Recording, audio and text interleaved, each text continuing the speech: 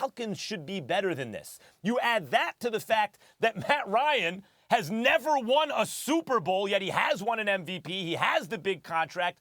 Of course, if this becomes another lost season for Atlanta, it's going to affect Matt Ryan's reputation differently than it affects Ben Roethlisberger, so he's under more pressure. I'm going to answer the question, but don't get mad at me, Joffrey. Okay, I got to say something about that last debate. Power drunk Joffrey over here is going to jump on me. But let me just tell you something.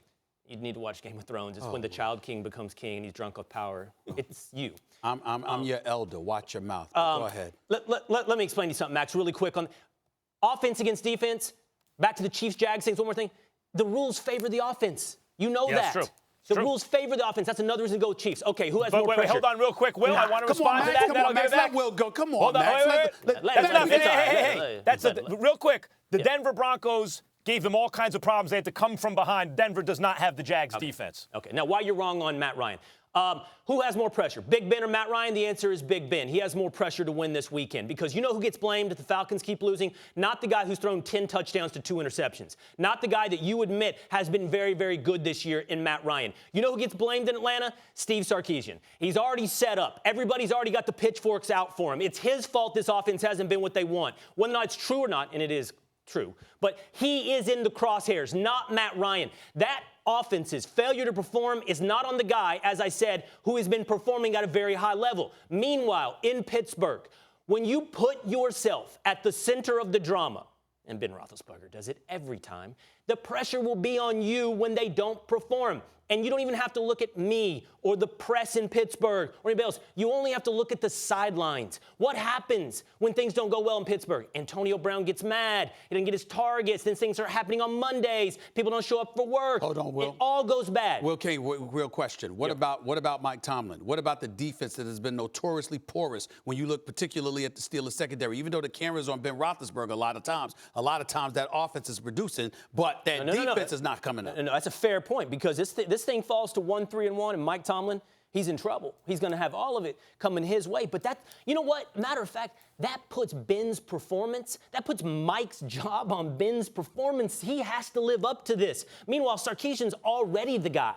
He's already the target. Ryan has done everything he has to do. He hasn't put himself at the center of the crosshairs. He hasn't been the center of drama. Nobody on Atlanta is looking at Matt Ryan. Julio Jones isn't talking about Matt Ryan. That's all what's happening. Well, maybe the players are not looking at him, but the fans are definitely looking at him. The football aficionados are looking at Matt Ryan because this is a guy to get paid a load of money. He's been to a Super Bowl. He threw a 420. He blew a 25-point lead in the Super Bowl. In the past. I'm just saying, but you're looking at the fact that he's been around a long time. Hold on. He's been mentioned along the lines of some of the great quarterbacks. Has he been good this year? Has he been good this year? He's been good practically every year, with the exception of one year here or there. But for the most part, he's been good. The point is, they look at Matt Ryan, and they're saying, when is your time? Brady's got a Super Bowl. Drew Brees has a Super Bowl. Big Ben Roethlisberger has 2 Super Bowls. Eli Manning has 2 Super Bowls. Where's Matt Ryan? That's what they're saying, The fact is that the moderator is correct in this case, Will. In our first argument of the day, I was arguing Andrew Luck was more impressive than Tom Brady, and you very quickly, the first point you made, it's not the only point you made, we don't have to get bogged down, but the first point you made is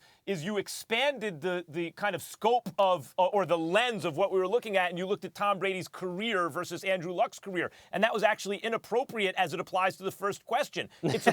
And then you're doing the opposite here. Now it is appropriate to look at their careers, as Stephen A. is doing, to really talk about who's under more pressure. In the first segment, the reason I opened that up is because you were so obviously and incredibly wrong about what happened last night. It requires us to open the aperture up and go, what's wrong with Max? Okay, but in this situation, okay, well, you're wrong about that. But in this case, the pressure is inescapably tied to the fact that Roethlisberger is a Super Bowl champion, a multiple-time Super Bowl quarterback, and he's going to the Hall of Fame one day. And Matt Ryan is seen as a guy who participated in a choke job in the Super Bowl, has been paid all this money, and fairly or not will get blame if this becomes another lost season for the Falcons. All right, so you point out that Sark is partly to blame. Sure, but just Matt Ryan's going to take it. Respond to that. Well, the idea that Super Bowl loss is on Matt Ryan is a 2 years removed, so it's not Monday morning quarterbacking. It's 2 years removed quarterback. I was on the show. I was with both of you. Did anybody indict Matt Ryan's play? No, they indicted the offensive play calling and whether or not they would have won it at the end of the game. Stephen A. indicted. He said, if you're a superstar quarterback, audible, then you change the play if you don't like it. Stephen A. indicted Matt Ryan. I'm going to write that one down. My position, I'm going to use that one later. Hold on. My position, just for clarification, my position was that Matt Ryan has been around long enough and has enough cachet to be able to say to your offensive coordinator and your head coach, excuse me, all we have to do is run the daggone ball and we will win this Super Bowl instead of throwing it and stopping the clock in the event of an incompletion. Matt Ryan had the cachet and the power to pull that off, and he didn't do that. That was my only failures. Well, go ahead. Here's 2 points. I think anybody that takes a sober view of this knows that the failures in Atlanta have not been on Matt Ryan. Now, let's not. Hold on, Max. I don't want to get boxed into the argument or the idea that I think Matt Ryan is one of the best quarterbacks in the league, because I don't. I think he's above average, but I don't think their failures are on him. And I don't think, should they lose this weekend, hold on, Max, I don't think the failures this weekend will fall on him. Meanwhile, all of that past credit that Ben Roethlisberger has built up that you talked about appropriately, I want you to think about this. All of it is teetering right now. The entire project, the Le'Veon Bell, Antonio Brown, Ben Roethlisberger triumvirate, the Mike Tomlin-led Steelers, it's all teetering. It's on the thread of falling apart. Le'Veon out, Antonio mad, and if they go to 1-3-1, that's laying a lot of straws on the camel's back. Right, but Will, you see how you start that? Max, I'm going to ask you for the impossible. You got 30 seconds to give your final answer. Go. You see how you start that? You say a sober view. But the fact is, Stephen A. sounds drunk when he blames Matt Ryan, but many people feel the same way. In the end, what history records is the quarterback gets more blame, more credit, and he's inextricably tied to the record of his team, especially in the playoffs. Right. And that's why Ryan's under more pressure.